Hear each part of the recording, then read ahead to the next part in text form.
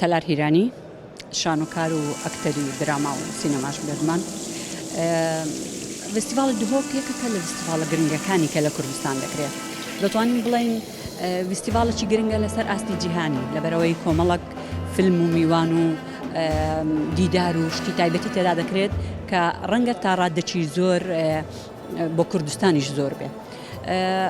بێجگە لەو تایبەتمەندەی کە فستیڤاڵ دهۆک بەخۆیەوە گرتوویەتی ئەو خەڵکە کۆ دەکاتەوە فیلمە باشانە کۆ دەکاتەوە.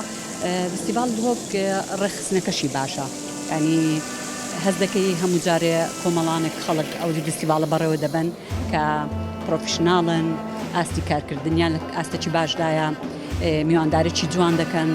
ئیدی بەگشتی هەر فستیڤاڵێک بێت چجا ئەوەی دهۆک شتێکی گرنگە لەبەرەوەی بەلایەنی کەمەوە هونەرمەندان کۆ دەکاتەوە بۆی بتوان گفتوگۆ بکەن و پرۆژیان هەبێت لە داهاتوودا.